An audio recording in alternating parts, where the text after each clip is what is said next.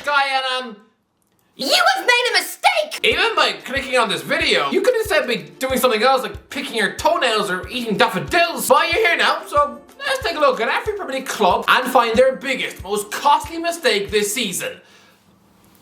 My mum says I was a mistake. Right, let's go. Arsenal not buying a striker in January. Arsenal haven't made too many mistakes at all. But Gabriel Jesus has missed 15 games through injury. I mean, he sat out 12 Premier League games. That is a huge chunk of the season. The man hasn't actually scored a goal since the 1st of October. Maybe it will pay off. And this won't have been an issue at all. But I just think Mikel Arteta refusing to buy a striker in January and instead to just persist with Eddie Nketiah and then Leandro Trossard up front. Look, Arsenal have been near perfect, yes.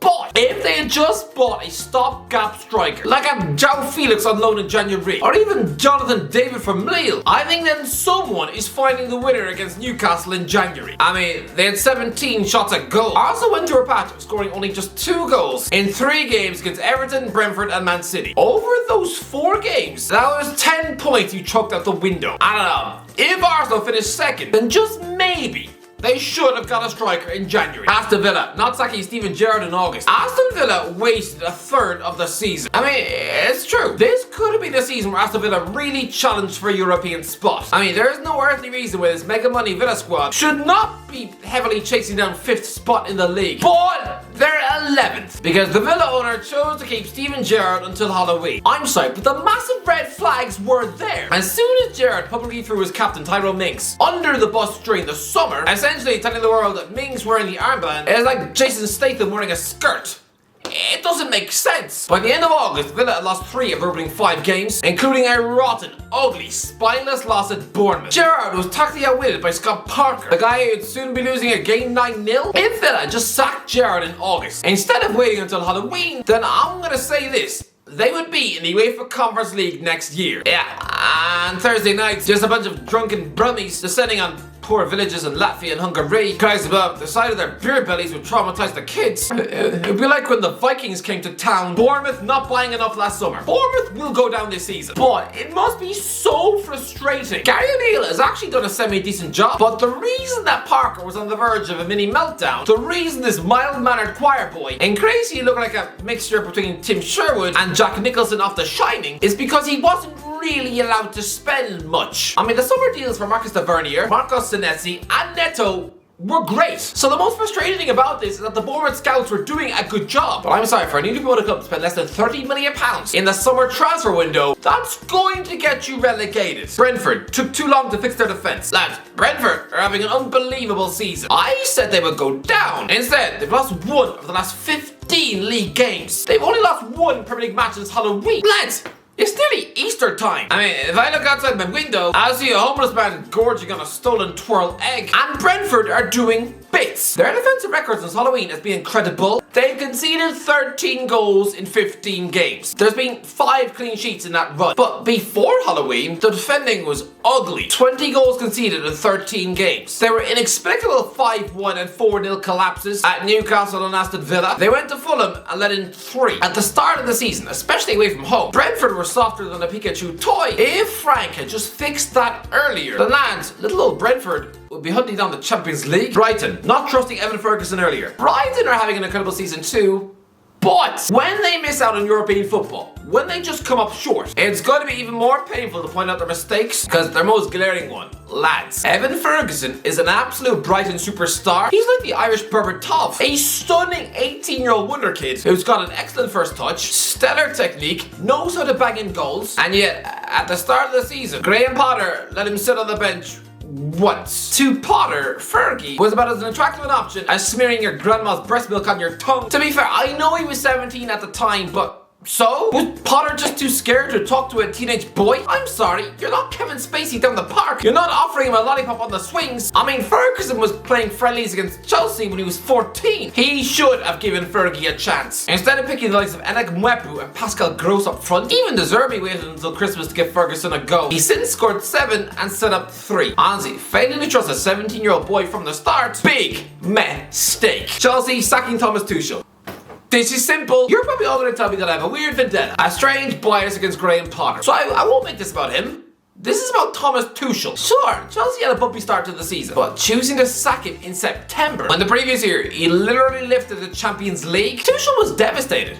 This wasn't like Conte begging for the sack. He saw himself at Chelsea for years. Todd Bowley literally gave him a present of Pierre-Emerick Aubameyang and then still sacked him on the spot. I genuinely believe that if you had given Thomas Tuchel £600 million to spend this season, then right now this Chelsea squad would be in a title race. Not, sitting 10th? Crystal Palace hiring Roy Hodgson. Okay, this is me, because he hasn't even had one game back yet. But come on, dumping and exciting young coach like Patrick Vieira for Roy Hodgson, a man born in the 40s, someone who probably has to wear nappies at night. How is this guy going to inspire any confidence in the Palace squad when he's sitting in the canteen needing a nurse to help him cut up his steak before feeding him mashed potato like an airplane? I remember Hodgson being an old, out of the blue, last chance saloon relegation fighter when Fulham hired him in 2008. Yeah, he was 60 years of age then. Now he's pushing 80. Lads, I don't have a massive problem with Palace dumping Vieira, but fine, just go out and hire an upgrade then, like a Rafa Benitez or Marcelo Bielsa. But Hodgson,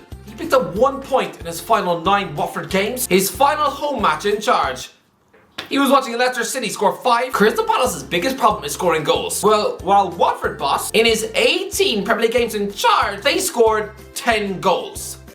That's it. Don't forget, in his last 8 games as Crystal Palace boss, he lost 6 times. This is a horrible appointment. Everton not buying goals. The reason Everton are in this horrible mess is because they didn't buy goals in during either transfer window. I mean, surely they realize that Dominic Calvert-Lewin has a body made of butter, but did they go out and buy some actually decent strikers? No. They're 14th in the league. They scored 22 goals. Leeds are level on points, and they scored 35. Leicester City are below them in the league, and they scored nearly twice as many goals. The only striker they signed this season was £15 million Neil Maupay, who has been such a total flop that his agent tried to get him a mid-season switch to Salernitana. Why did they just not buy another striker? Why? Fulham, the triple red card. Fulham are having such a good season. In this final third of the campaign, if they had just finished it strongly, they could have done something incredible. Whether it's qualifying for the Europa League or... I mean, lads, they were 1-0 up in an FA Cup quarter-final at Old Trafford. Hold on to that lead, and Marco Silva could really have led his Fulham team into an FA Cup final. Their first one since 1975. By now, then Willian, Alexander Mitrovic and Marco Silva all chose to get sent off at once. And I would imagine their season is now just going to peter out into nothing. Absolute waste. Leeds persisting with Jesse Marsch. Jesse Marsch was given until February to sort out this Leeds United mess. That's kind of incredible. Let's be real, March was all sorts of lucky being able to keep Leeds up last season. I mean, his new manager Bounds was so incredibly weak. I mean, it's been like getting married to someone, and then even on the honeymoon, where things are supposed to be lovey-dovey, now she's still trying to sneak shampoo into your food. Between the 27th of August and the 6th of February, March's Leeds won 2 games in 17. That last-minute win at Anfield bought him so much time, it was untrue. I mean, if Leeds go down, it's because you didn't dump March after losing to Fulham in October, because that was 4 defeats in a row. They hadn't won any of the last 8 games, and the only reason he bought time for that run was because they just punched up Chelsea by 3-0. Honestly, beating those 2 big clubs during their crisis seasons, that is the only reason Leeds United didn't sack him earlier. Leicester not buying a goalkeeper. If Leicester City actually go down, they've only got themselves to blame. I still don't understand just how an absolute club legend like Kasper Schmeichel was allowed to quit for Nice for just £1 million. I don't even understand why he would want to do it either. Leicester are the club of his heart, right?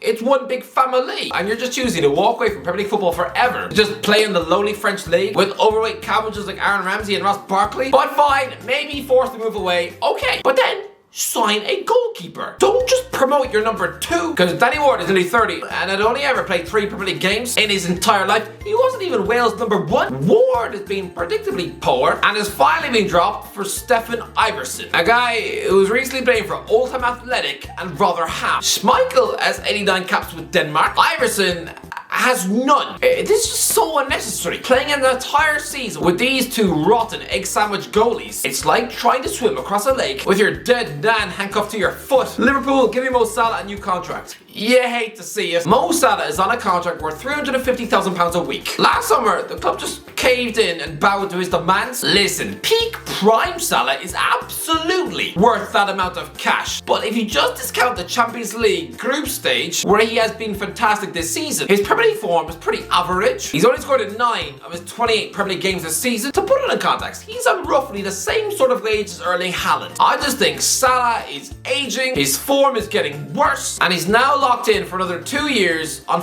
nearly 400k a week. Oh, Liverpool, this isn't the smartest decision you've ever made. Man City selling Alexander Zinchenko. Okay, forget about dumping Gabriel Jesus in the summer. Let's be real, he wouldn't have played much anyway. But I think, considering Pep Guardiola has decided to ditch the moody, spoiled brat João Cancelo halfway through the campaign, and with Alexander Zinchenko a shoo-in to be in the PFA Team of the Year, I think this is the single worst transfer decision that Pep Guardiola has ever made with regards to selling a player. Listen, choosing to sell Zinchenko to a club overseas, that would have been bad enough. But I'm sorry, if Zinchenko is photographed celebrating a title win in May, Guardiola should frame that photo above his bed, almost as a form of mental torture. What was he thinking? Even when Zinchenko came off the bench in the final game of the season against Aston Villa last May, he was the turning point to spur you on and win the title. And yet, you choose to give him away to Arsenal for just £30 million? That's all Zinchenko is worth to you? 30 mil? You sold Danilo for more money than that. I can't make sense of it. Selling Zinchenko to Arsenal was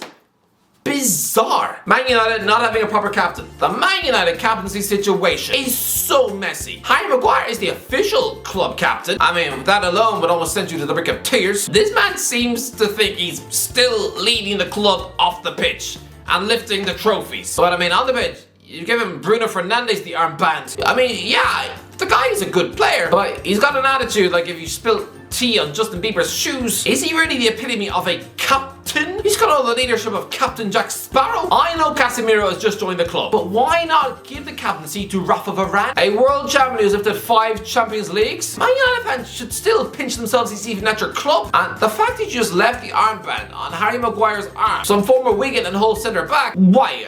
To be nice? Because you don't want to hurt his feelings? Yeah, Ten Hag, I think that ship sailed when you dropped him from the team. Honestly, if Manchester United just had a born leader they could look to, like Varane, it would make a world of difference. Newcastle loaning out goalkeepers. Newcastle haven't made too many mistakes this season, but I'm sorry, when you're having to pick Loris Karius in goal for a cup final, then something's gone wrong somewhere. First of all, choosing to loan out Martin Dubravka to Manchester United in August. All that did was just cup tie him for the final. Did that move benefit anyone? Then choosing to loan out Carl Darlow to Hull in January, when you already knew that Dubravka would be cup tied if Pope was injured. I know nobody expected Nick Pope to get sent off, but plan for worst case scenario. Giving Karius some German model with the self-belief of a Rice Krispie bud. Giving him his debut in Newcastle's biggest game in 30 years. Sorry, Eddie, but you messed this one up. Nottingham Forest, 200k a week for Lingard. Considering Nottingham Forest have practically signed half the population, there was always going to be some stinkers in here. Steve Cooper's having to wade through the big money flops to string together an actually coherent team. They've added so many players, I don't think anybody has noticed, but Lewis O'Brien, he was bought from Huddersfield last summer, was man of the match in his debut. Yeah,